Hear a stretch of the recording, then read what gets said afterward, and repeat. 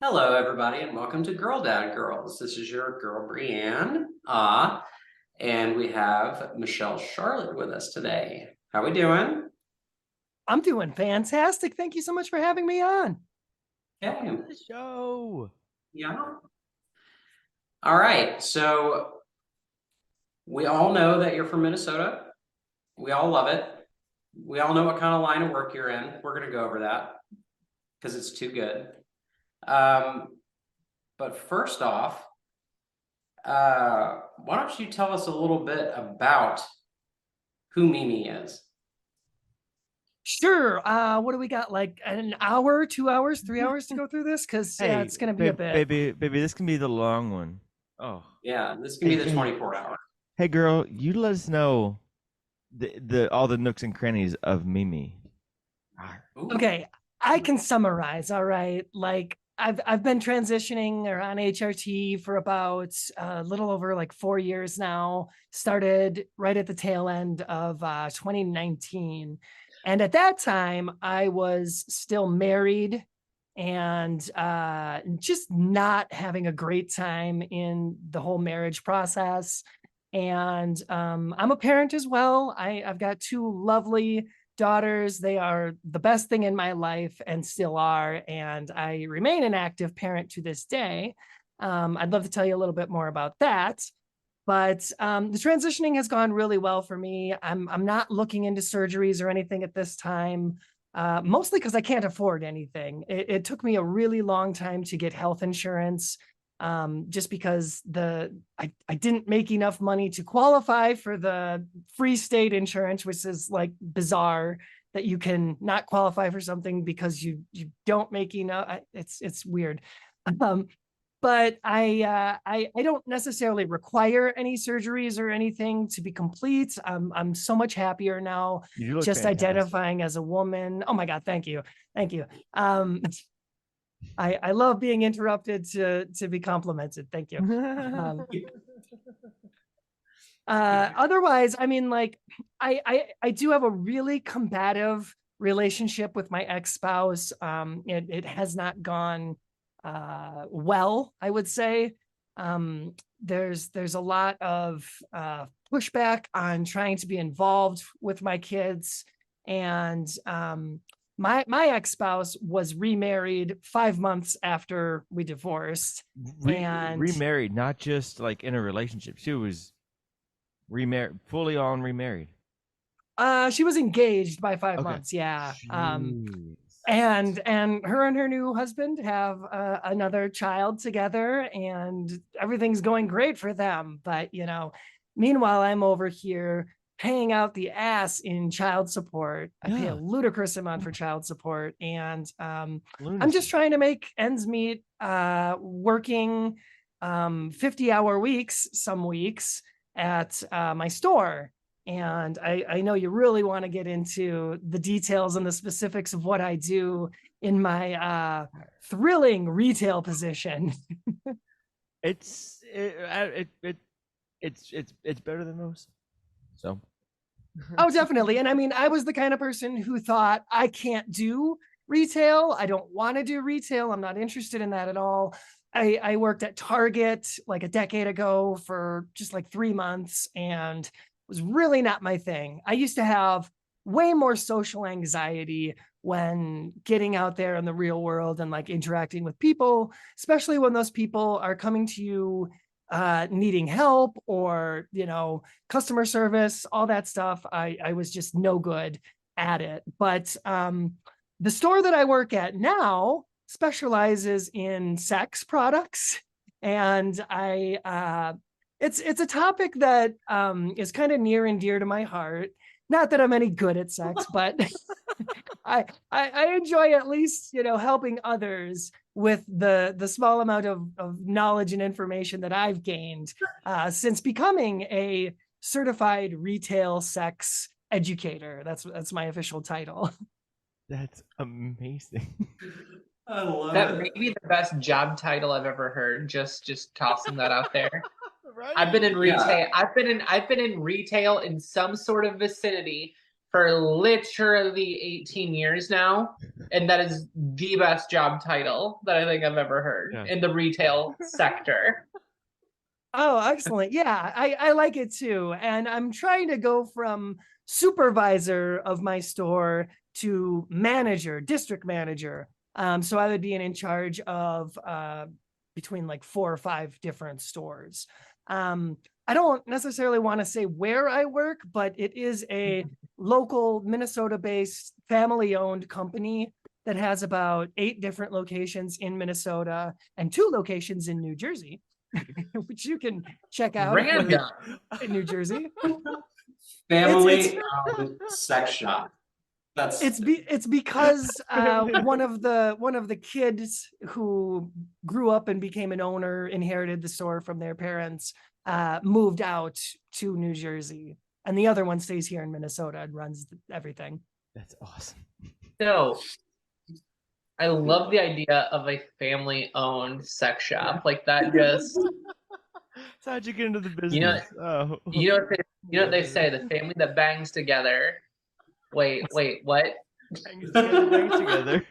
Think about that one, because I'm gonna steal that from you if it turns out real good. Yeah. It's really wholesome if you don't mind the incest. Every time a customer leaves my store, I like to say thank you for coming. Hey, I mean, hey, the family that stays together, sex plays together. There you go. All right. Yeah, it's a lot of fun. Honestly, if I was going to spend anywhere between 8 to 11 hours a day in a store, this is the best that I could have ever hoped for, because I am the only employee of the store. I'm the only person in the store. It's a relatively small shop. I can stand on one end and see the entire store. So it's never really very stressful. It's never really busy. Most days are slow as molasses, and it's a really good fit for me, frankly, because I get to sit there on my laptop doing whatever I want until people come in, and then I help them out. And it is super affirming because I am rarely, if ever, misgendered these days.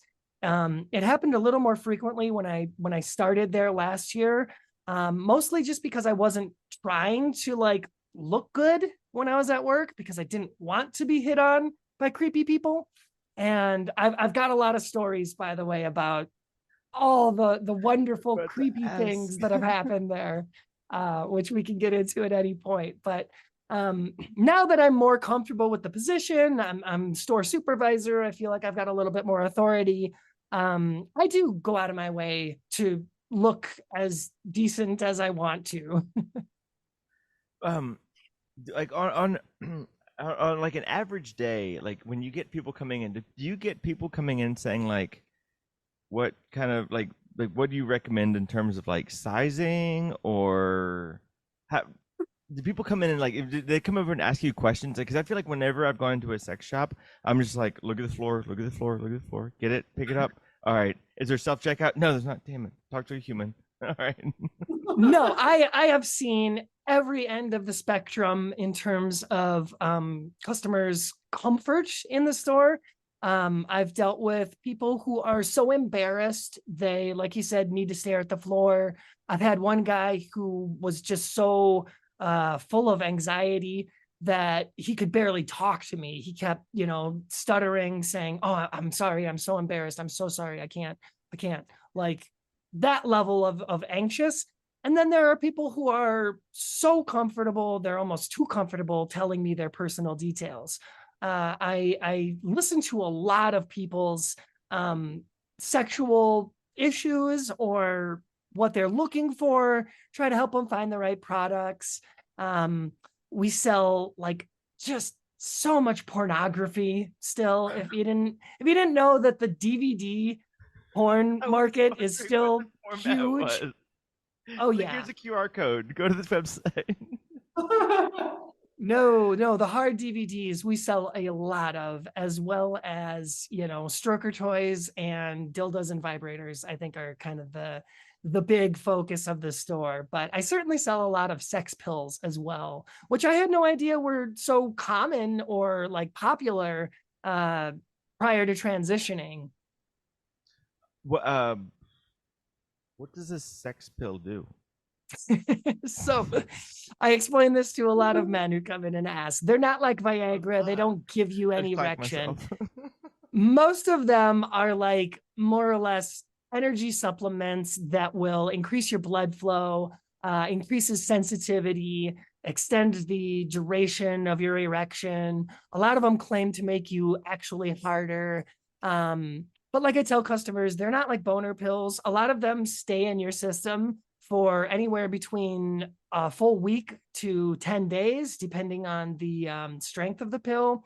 We sell so damn many of them. In fact, I have one of them right here in my hand because I get free samples, and it's pretty sweet, or at least it would be if I had a partner to like enjoy them with.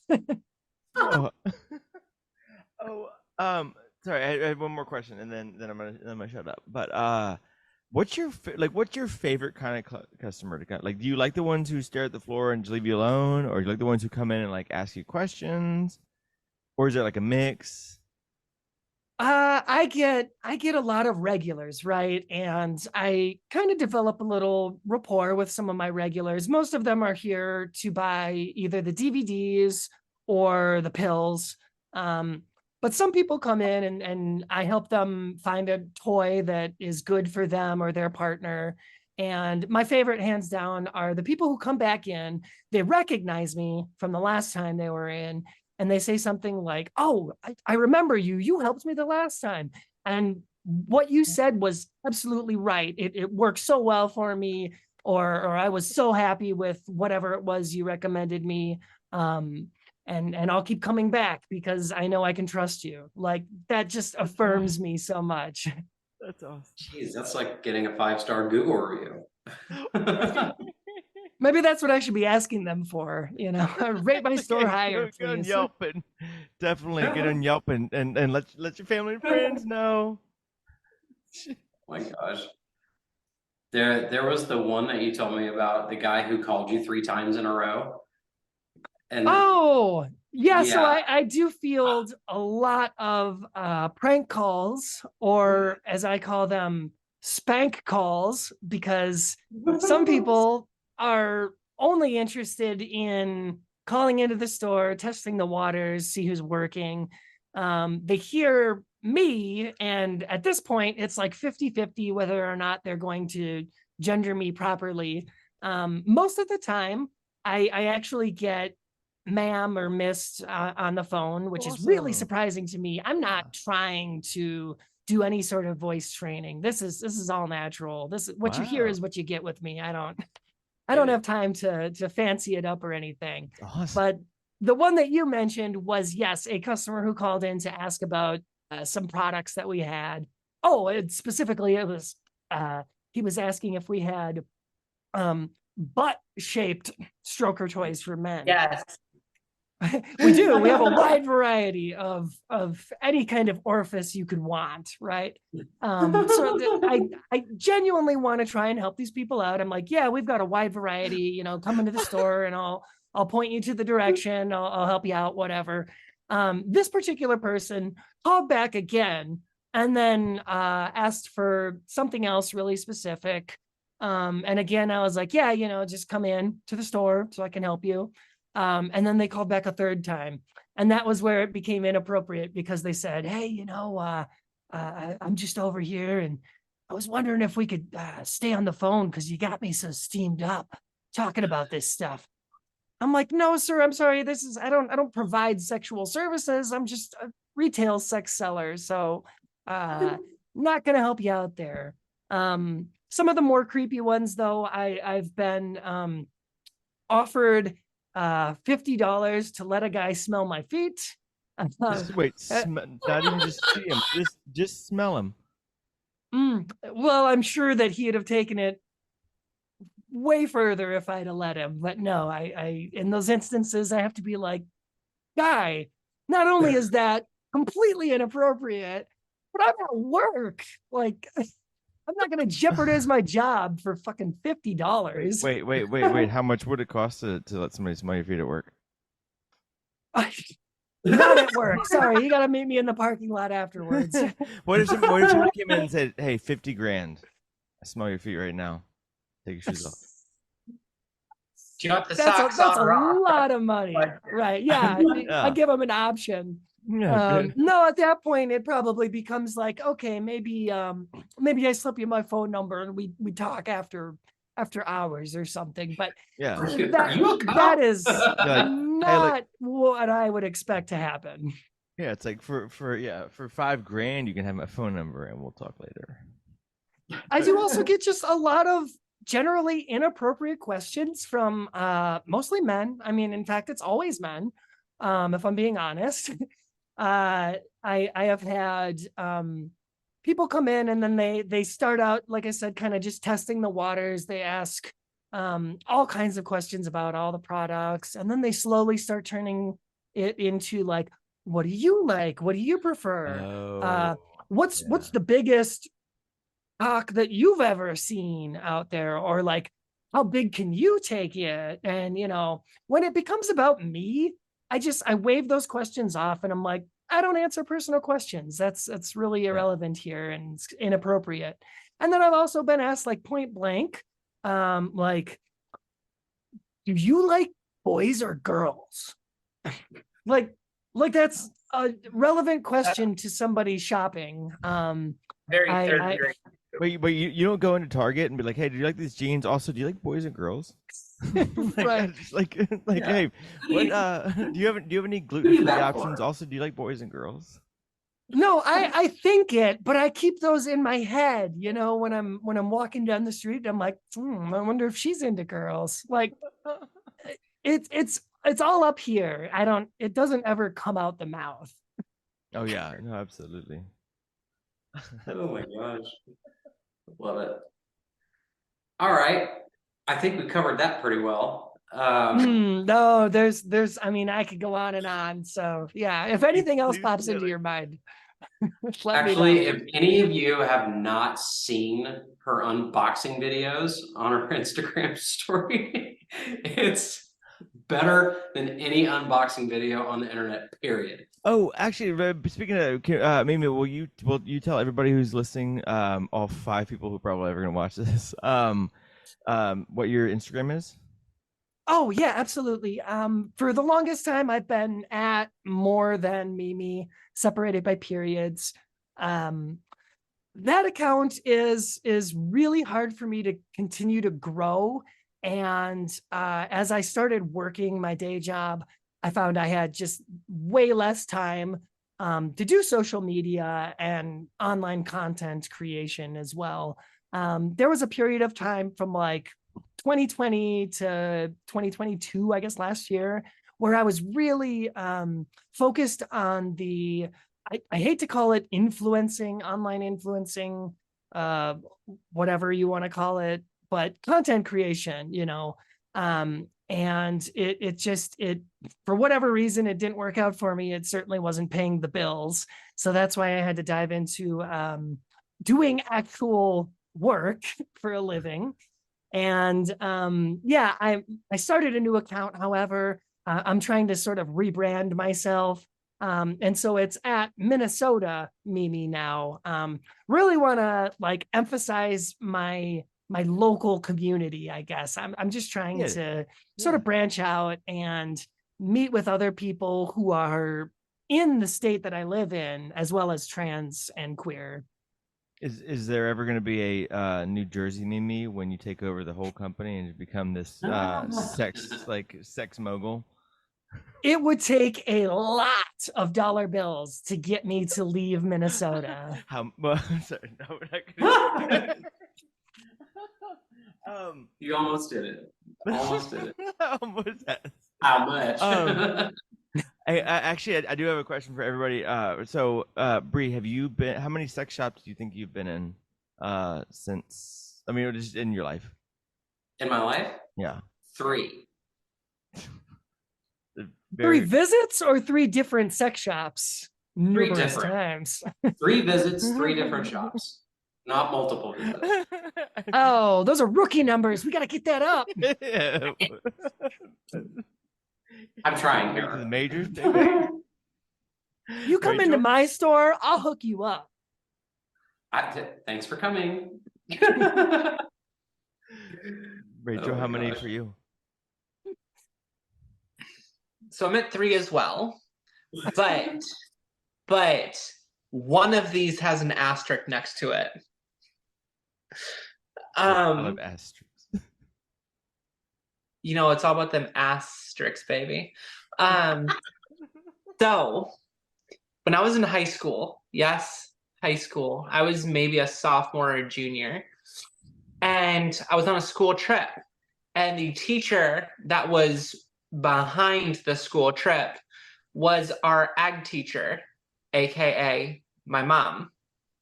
Oh. And we were on a school trip, literally out of state. We were at Valley Fair. Isn't that in Minnesota? Oh, yeah, it is. And of course, I come from the great state of Iowa. Ah, I there's the wasn't connection. too crazy. I wasn't too crazy far from home, but you know. Anyway, we're on our way home, and it's like 10:30, 11 at night, and all of us are clamoring that we have to go to the bathroom. And so the bus driver pulls off to the first place that he sees. And the first place that he sees, of course, was a sex shop. And somehow, the lovely person that was working at this shop let a bus full of high school kids into the shop to use the bathroom. How my mother and this bus driver did not get fired for this event Oh yeah. absolutely blows my mind. But No, you can't come into our store if you're under 18. So like, I'm surprised that happened. Right, I was maybe 15, 16 at the oldest. Oh, God, that's Hey, you rough. know what? No, we don't Count allow it. minors, and we don't allow animals either. I've actually gotten into a near altercation with somebody who tried to bring in a therapy dog, not a service dog, but a therapy dog, which are not federally protected, by the way, because as soon as they came in and I told them they couldn't have the dog in the store, they were all about how I'm infringing on their legal rights and they're going to sue my ass and they're going to have the store closed down. And no, I'm sorry. If it's a therapy dog, that doesn't count. It's up to the stores.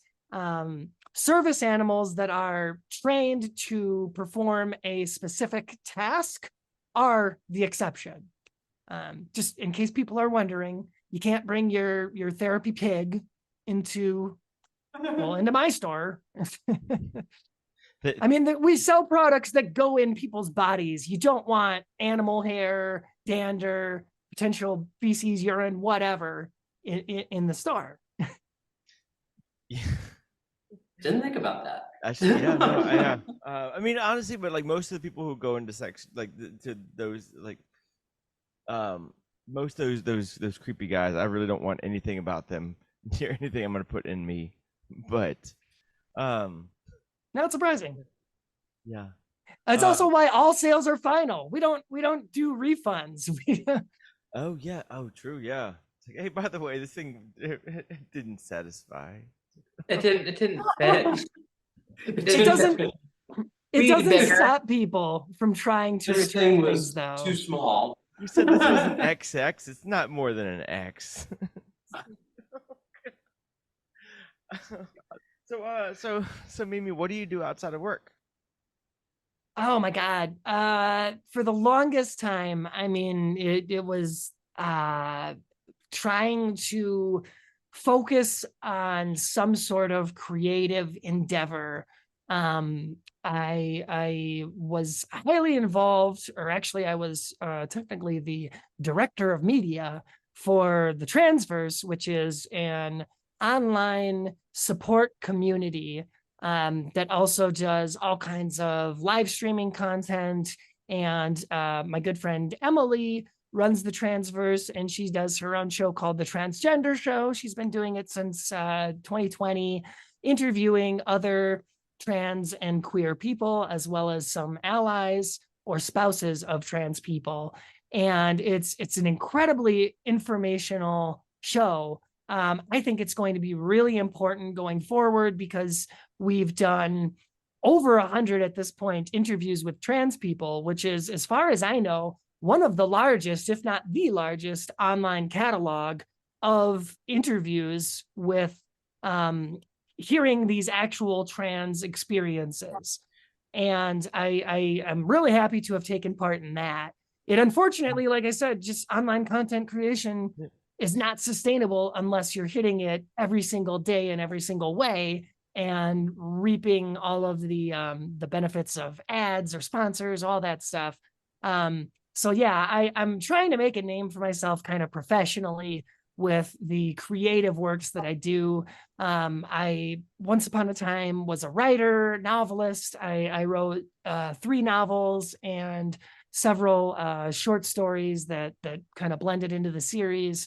And I really want to get back into the writing biz. I'm currently working on a new novel, a new story. Hey, And I'm gonna dive into that real quick. But first off, real quick, can you tell us how anybody who's listening can find the transverse? Like, how do you find how would you find anything about that? What do you look for? well, I'm pretty sure it's a totally original word. So if you just Google transverse, it's gonna pop up. And it's a podcast. It's on. Oh, it's everything. Transverse.net is the main website, the homepage. But they're primarily a Discord community. So if you're on Discord, look for the Transverse. Otherwise, we have YouTube, there's Twitch. It's on all podcasting platforms. So if you type Transverse Transgender Show into any platform, you're gonna find us. And yeah, I highly recommend it if you're looking for more information. Awesome. Sorry, I didn't mean to interrupt. I just wanted to make sure, but yeah. So you're gonna write a book soon about.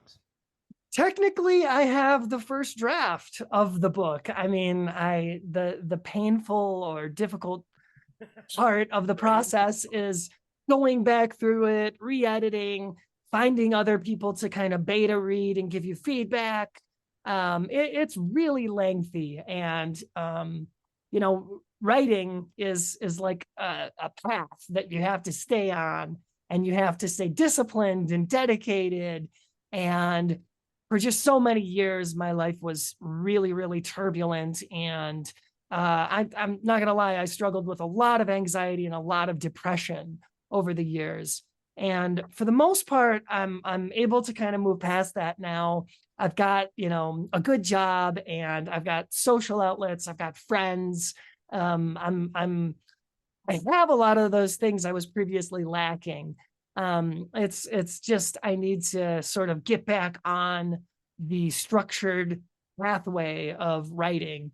And I do intend to return to content creation, either by myself or with the Transverse, and put out more content that is trans informative. So the book that you're about to put out, what's it? What's the subject on it? I like writing fiction. Honestly, I mostly read fiction, like young adult, fantasy, adventure stories, that kind of thing. The current idea that I'm kicking around is it's about a young pilot who comes across a kidnapped princess, and it's about her journey, kind of accompanying her and trying to see her get back home. So it's really just 2 girls flying around in an airplane, falling in love. That's my pitch. That's awesome. Besides that, I also want to write a story about my experiences working in the sex shop. Like an autobiography kind of thing, or would it be like a little bit of both? I mean, it's definitely going to be like first person perspective, as I was experiencing these things, but I might embellish a couple of things or add some narrative elements that make it a little bit more story-like, I guess. just to spice it up and ensure that I have like something to talk about. And I'm thinking about calling that one something like it's not like I wanted to supervise the sex store, but here I am. Just so you know what you're getting with the book. I love it. I love it. I actually speaking of that's fantastic. Speaking of planes, I heard one of us was on a plane today. Somebody, wait, Mimi, were you on a plane today? I'm jealous. Oh, wait, who? Wait, what was that about? What was it about? Yeah, and how was it? it Tell us was- everything. Okay. I got dragged. I didn't get dragged. I definitely went because I wanted to. What was the name of that plane? It was a Diamond. Oh my gosh. Anyway, it was a $1.3 million plane that just got fresh off a DA-50. So this was like the first one that was made, and they've sold 3 more after it, but it's a single prop, like jet fuel, Bentley, pretty much. So they were demoing it out today, and the other property manager here is a pilot as well. So he was just geeking out over this thing. This is the plane that he wants, and he just comes in like a kid at Christmas and goes, "They're demoing the D50, get in a fucking car." Like, it's like, oh, okay. So Yes, we're on Daddy. today.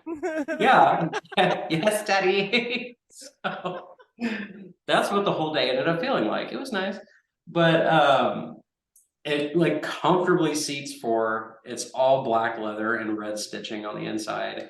Has autopilot.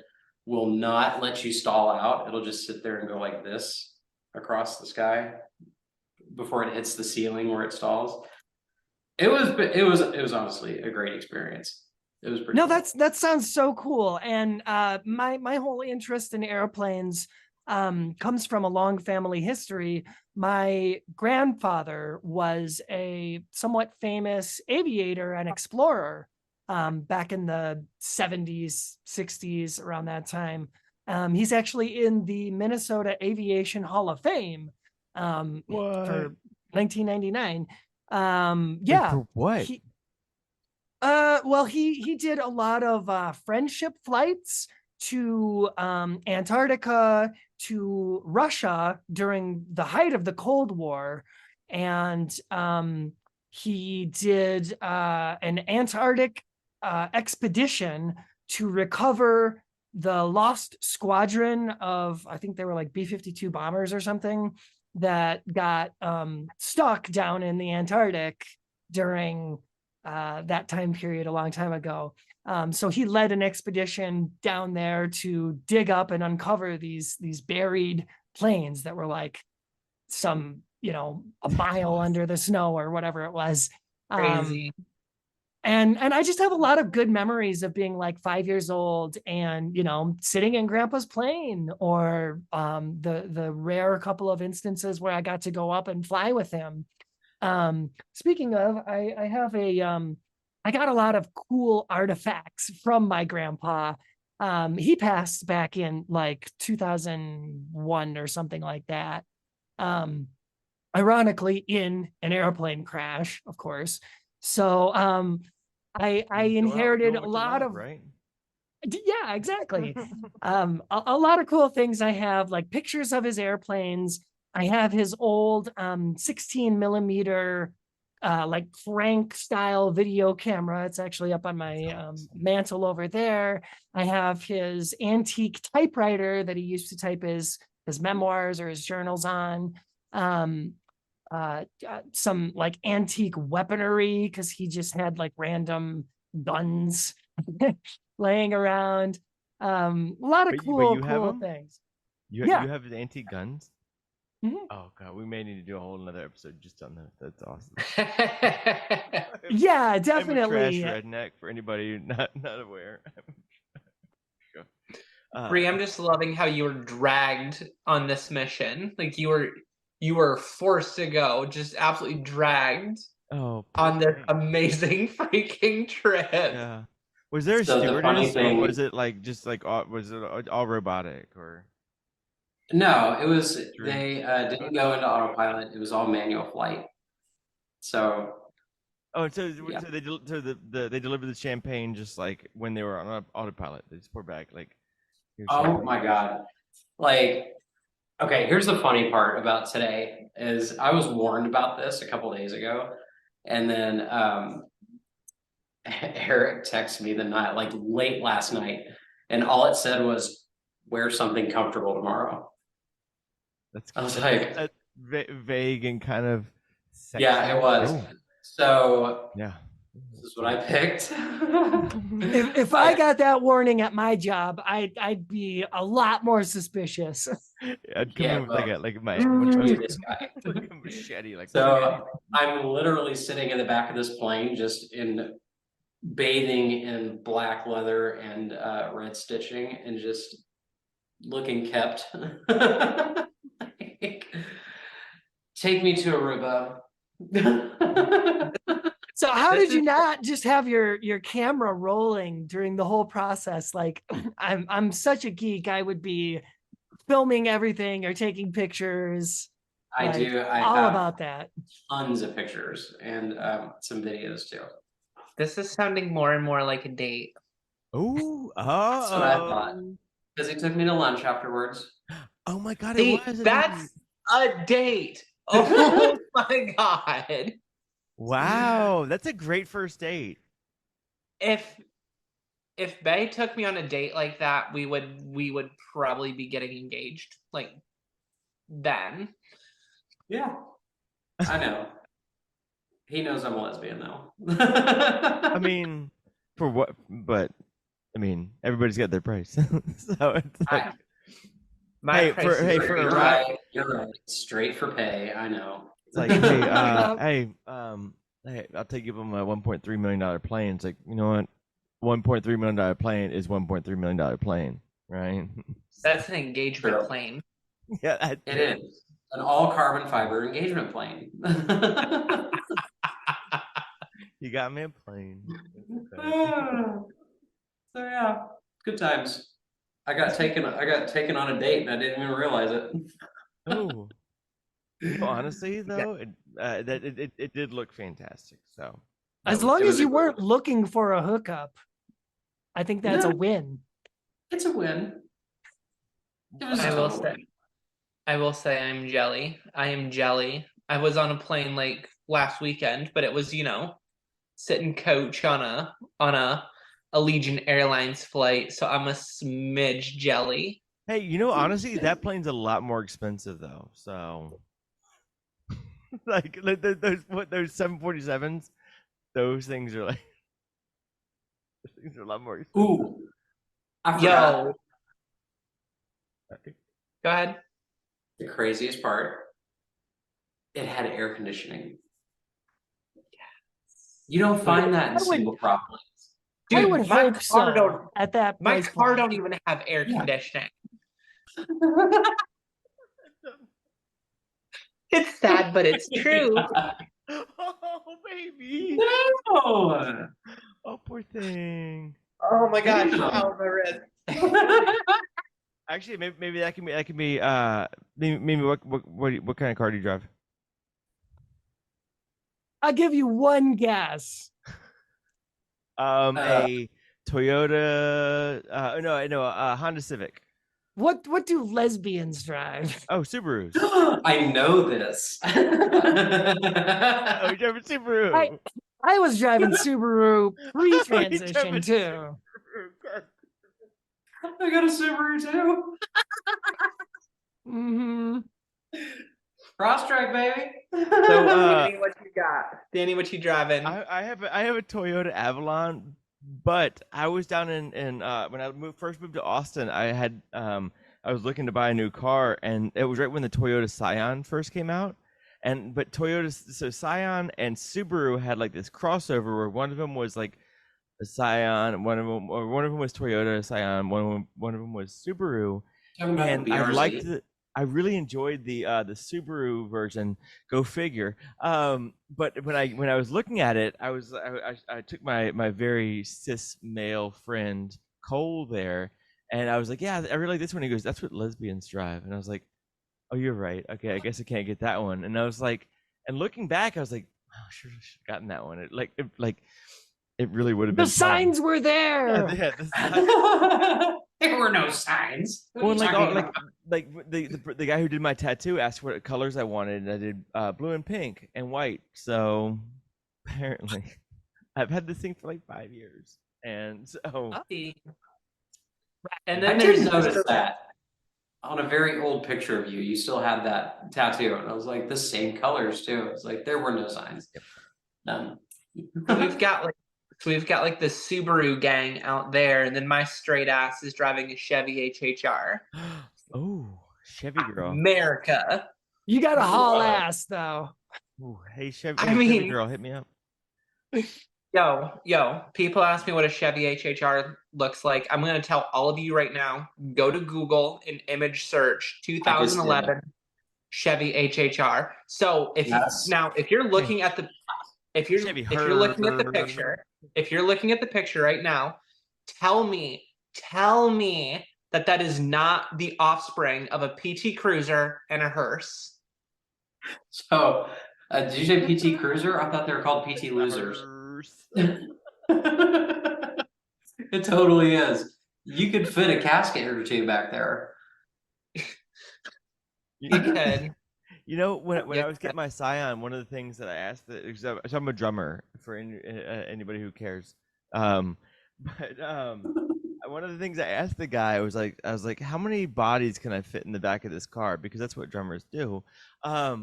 And like that's kind of how we can measure how many drums can fit in. And so the guy gets in the back of the car and just rolls over, and he goes, okay, 3, and then 3 up and 3 over.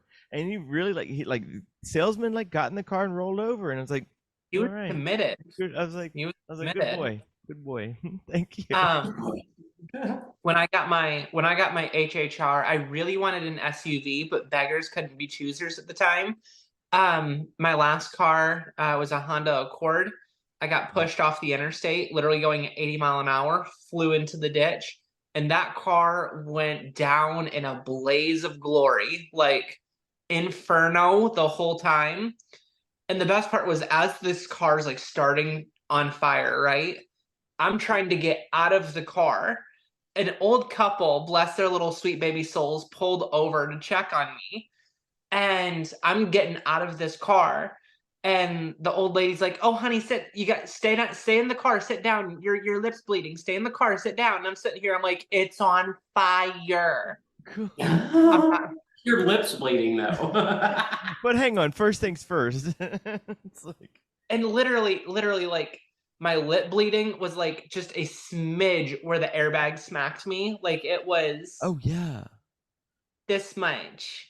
Well, Not enough that I didn't just, call my coworker and be like, "Hey, I'm a mile away. Come pick me up. I got to go to the store." well, And away to work I went. But yeah, so my Honda Accord went down in a blaze of glory. And I just impulse bought the HHR because I needed a car. All right, that's fair. Actually, I switched back to Subaru after driving Hondas for a number of years. And my most recent before the Forester was a Honda Accord. Did it go down in a blaze of glory too? No, but you know what I did?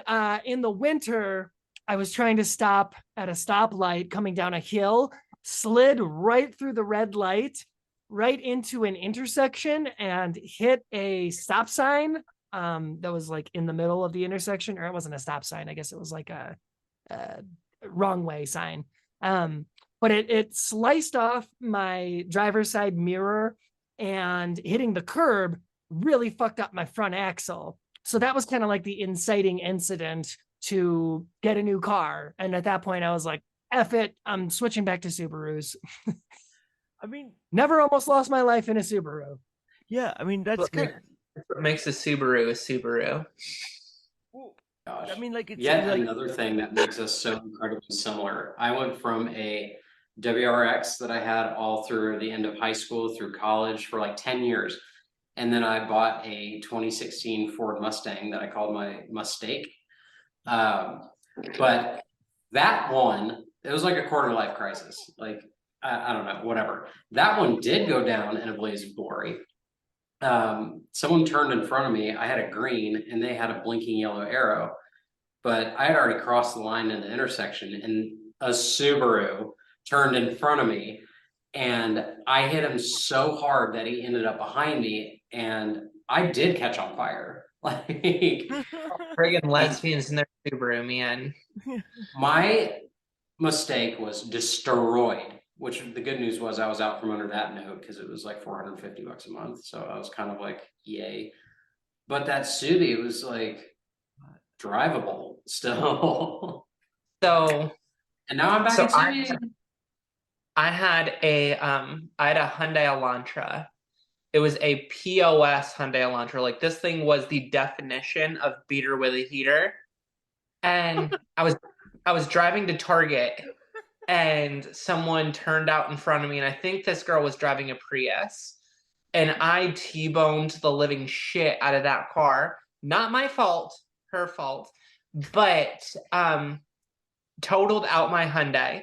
It was my car house, so I lost my car in my home in the same day. That's right, baby. Oh no. Rough. I managed, but I took the money that I got from that and I almost bought my my how'd you put it, mistake. Yeah. There was a gorgeous Mustang convertible that I really wanted, and it was in my price range. So I went to go look at it, and I knew it had a rebuilt title. So I asked the guy about it, and he was like, "Yeah, it has some water damage." And I was like, or he said it had some water damage from a flood, so it was totaled out. Okay, as long as it's fixed now, I'm good. So I go out, take a look at it, and I open up the door. And as soon as I open up the door, like you can smell the sea. Like it was, but you know what? I'm sitting here, I'm like, maybe. So I sit down in it, go to turn the ignition, nothing. So I go into the guy and he jumps it for me. And I'm still sitting here, I'm like, maybe. And I'm driving down the road. I'm maybe a mile away from the dealership and the battery light pops on. And I'm sitting here, I'm like, oh, that alternator's fucked. So that was how I avoided my mistake. You're lucky. I had mine for 2 years. 2 long bloody years. Ugh. No, I live in the Corvette capital of America. So my goal is a Corvette. Probably will never see it, but that's my goal. Hey, we'll keep this podcast going. Let's see. Maybe. Hey, there's a 57 sitting out in my garage right now if you want to come steal it. Be right there. Okay. You know where I'm at. OMW. Oh, so okay, but that brought up a so the smacking the face Rachel getting hit in the face with an airbag. So Mimi and Bree, have y'all gotten hit in the face with an airbag? No, I've Okay. wondered what it's like. Yeah. It's The airbag's actually what caught me on fire. oh really? Oh. Wait. Yeah. Oh, is it defective? Are you why they did a factory No. recall? No, it did its job very well. I was wearing a really old t-shirt and it friction burned my shirt and it just started like catching really quick because it was like super old, like cotton, I guess. I don't know. It was basically burning like steel wool up the fucking front. It's like, It's like That's hot. that's I hot. love that t-shirt. That t-shirt's so hot. It's like, yeah, wait till I get hit by an airbag. It's like, I almost it's on got fire. There was like a hole in it, just huge. Literally just the thought just screaming in my head right now, so I just gotta toss it out here. The thought that's just like stuck in my head is, you're not on fire, Ricky Bobby. That's what I tried to tell myself, but I was on Don't fire. let the invisible fire burn, my friend. No, I was looking. I was in a one of those merging lanes. And I was looking over my shoulder and I saw that I had enough time to go, and so I gunned it in my Toyota Celica, '99 Toyota Celica, and all of a sudden I feel this thing just smack me in the face, and it was because the guy in front of me didn't think he had enough time to go, so he slammed on his brakes, and I just maybe at like I was accelerating into him as I hit him. Um, it was awesome, but yeah, the airbag does not feel good. It's like I've been hit twice by the airbag, and yeah, it doesn't quite feel great. but it saves you though. I mean, I I can't got hit imagine. by a semi, and my airbag did not deploy. Your Um, airbag was That's telling it- you something. it might have been because the semi hit me right in my driver's side door. For a little bit of context, it was winter. It was actually Christmas Eve, 2009. I was driving home after visiting my family, and I got onto the freeway, and I was merging next to a semi. So I tried to accelerate just a little bit to get like around him and in front of him. It was snowing. It was super low speed. I mean, I was probably only doing about 35 altogether, but still hit a patch of ice. My car slid out. The back wheels slid out from behind me, and my car turned so that I was completely like perpendicular to the road, and the semi that was behind me couldn't slow down in time, ended up smacking right into me. Wow. Thankfully, it was a super low speed collision in the winter, so there was ice, and that was probably the thing that like saved my life because it totaled my Pontiac G6, which was my favorite car that I ever owned. My God. But that put an end to my Pontiac days, unfortunately, and it was the worst car wreck that I'd been a part of. I can And imagine. my dog was in it too. He survived as well. I mean, no injuries or anything to us, but the car was totaled. I mean, that's good though. Like, I mean, it speaks to that the construction and everything. That's good. You walked away from it because I can't imagine getting T-boned by a semi. It's kind Yeah, I of wish they kind of still made no- Pontiacs. Yeah, kind of a nightmare scenario. Um, but yeah, I think we're like. So are we? I guess we should get into Mimi. We did not talk about your transition theme song. Have you had time to think about it? Oh my God. You know that I've been scanning my YouTube music playlist over here this whole time, like thinking it over. And yeah, I have so many musical obsessions, I would call it. I've got bands that I've listened to for decades. I'd be remiss if I didn't mention my all-time favorite band. I'm a huge punk rocker, and the band that I've been following since like the late '90s is called Zebrahead. They're a little punk rock outfit out of California. They mostly play internationally. They're like really big over in Europe and Germany. So they don't like do as much US touring, unfortunately. But they got a song called Keep It to Myself, which is kind of about how much life just sort of sucks and everything is stressful. All we have are drugs to help us get by. And even though everything sucks, we have to keep it to ourselves, right? And for so many years prior to transitioning, that's exactly how I felt. Listening to that, I was like, yeah, like I have so much stuff that I'm dealing with internally, but I'm just going to keep that shit to myself and things will be cool. Spoiler alert, they weren't. But if I had to name drop another band that I'm really into, Imagine Dragons. I know they're like controversial. I guess some people like to hate on them or whatever, like they're the new Nickelback or something. But honestly, they make great music, and a lot of it speaks to me. And they've got a song that's really, really depressing, actually. I listened to it a lot when I was depressed, and it probably didn't help, but it's called Wrecked. And that was one that I could just, I'd put on and just cry my eyes out to. I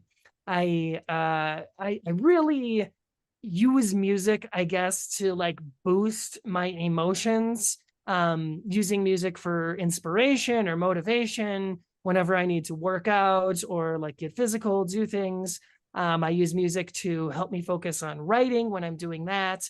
And yeah, there's like only probably like 1 hour of waking time during the day where I'm not listening to music. I'm just so obsessed with always having something that I like playing. And I'm the kind of person who would go to a party and just like find where the music's coming from and like hook up my own phone to the speaker, or put on my own playlist. Like I like to be the sneaky one in charge of the music. And really recommend Zebrahead though. I listened to them a lot in high school. At, Oh, awesome. at your store, are you allowed to put on whatever you want at your store? So here's the cool thing about that. Yes and no. No, I mean, employees are supposed to just leave the radio. We do have a radio that plays over the PA system. And it's usually tuned to the Current, which is a great radio station here in Minnesota and online as well. But since I'm the supervisor and I can do whatever the hell I want, I typically connect the speaker system to my phone with Bluetooth and just listen to whatever I want during the day. Love it. Oh, yeah, get it. Okay, so I got two things here based off of that. I got two things. One, how many of us actually liked Nickelback growing up? I know I know I was there. Absolutely. I highly enjoy a lot of their music, to be honest. Yeah, I mean, like honestly, like I would take Nickelback over Sublime any day. So play Sublime, Oh, yeah. and I will leave. So Yeah. sorry. Just look at this Sorry. photograph. Okay. Sublime was my mom's favorite. So that's how I got into Sublimes, because my mom was listening to them. It was just like every stoner, and they were like, "Hey, don't you like this music?" I'm like, "Why?" And like, "Cause it's really cool and you get high." I'm like, "But I'm not high. I get paranoid." Like, I don't get it. So Mimi, you said you're more of like a punk rock type. That's the type that's the type of music you normally go to. Everyone else, what's your typical go-to like genre of music? Just out of curiosity. Ooh. I typically fall in line with anything that's not country. Oh wow. I know it pains you, but it's true. I will do country just because I'm a trash redneck. I'm the trans girl that does not fit in very well. No, I mean really anything though. Like if you listen to my liked songs on Spotify, you'll think somebody that just had 10 different people living in their head, which I do. We're all happy up here, so leave us alone. Do you hear the voices too? Yeah. Are they telling you to burn stuff down too, right? Or yeah, arson's a big topic. light it on fire. Danny, the trans girl that doesn't fit in, like that is the title of my autobiography. So I appreciate you bringing that up for me. Subtle plug. But Wait, are you writing a book? no. Oh. I look like I know how to write. Oh yeah, yeah. I mean, but like the amount of texting that we all do during the day, it's like, wow, what if we like focus just half of that on like Mimi, what's your secret for being able to write? Like you said you've written several books. How do you focus your time from like that into like do you have like focus time and you say like I'm gonna write 10 pages, I'm gonna write blah blah blah blah. Yeah, so let's see. What really works for me is having a detailed outline with bullet points of what you need to write in each chapter as you're doing your story. So for me, the story that I had spent like most of my youth imagining and coming up with and obsessing over, that's really what it is you need to be able to obsess over this idea.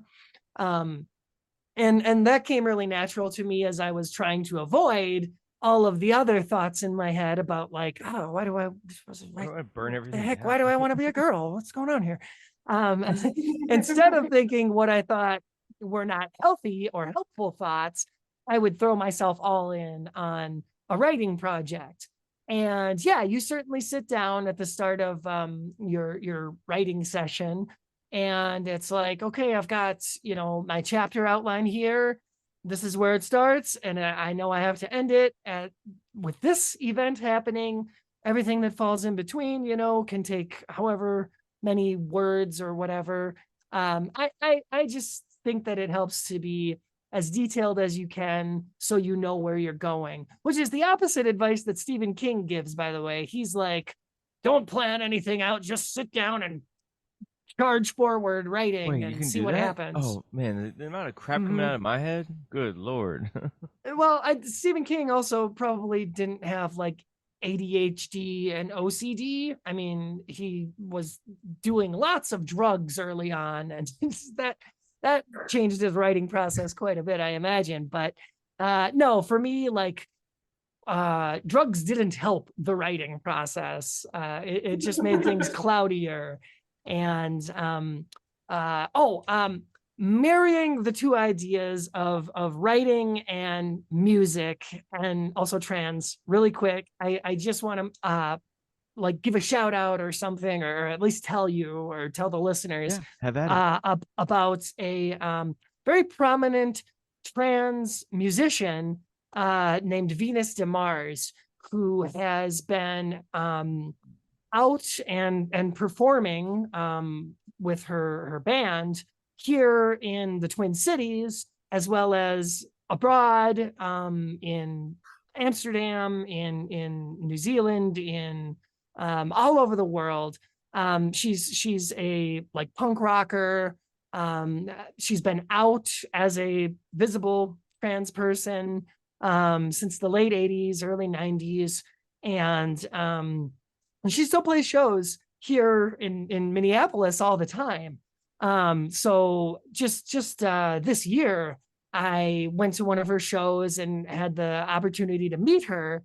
And she's a lovely person. She's writing an autobiography right now, and I'm helping her sort of edit and condense everything into a book that she's going to be publishing here, hopefully within the next year.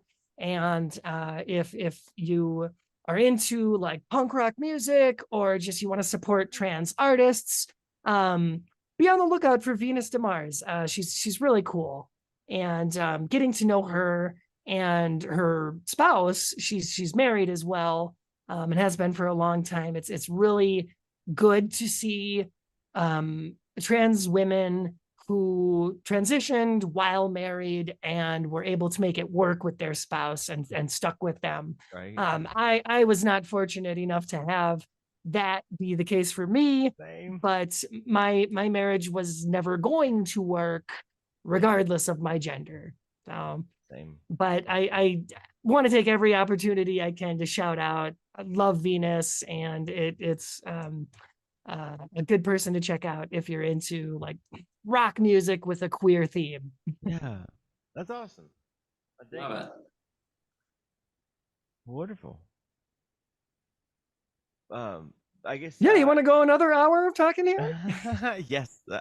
I could do another 6 hours with you, honestly. Yeah. Good. Wow, like yeah, that's awesome. I guess we probably should like do like final thoughts. Bree, do you wanna lead us off with anything that you wanted to close out the episode with? Well, sure. You've been amazing. I would absolutely love to have you back for a repeat at some point. And there is a specific girls trip that I talked about with you that I would love you to be on. And there's also gonna be another repeat customer there from the show. So could do this like crazy fivesome thing. Things are boiling up here, you know. This is not a show. I see you, Rach. You're thinking. You're thinking. You're right Wait. there. For you, is Rachel below you, Bree? She's directly beneath me. Oh, see, Rachel's beneath me on here.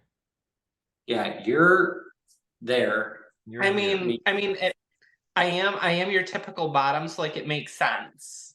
Oh, I'd tap you anytime. I'm exploring the top arena, so that's perfect. Anyway, you've been fantastic, and again, thank you for coming. And I started it. I guess I'll finish it. You've been watching / listening to Girl Dad Girls. I'm one of your hosts, Brianna, and along with Danny and Rachel and Mimi as a guest.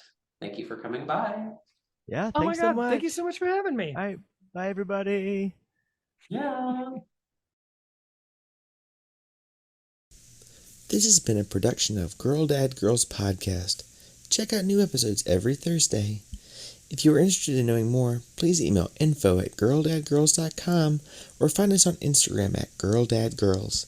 Don't forget to like, comment, and subscribe.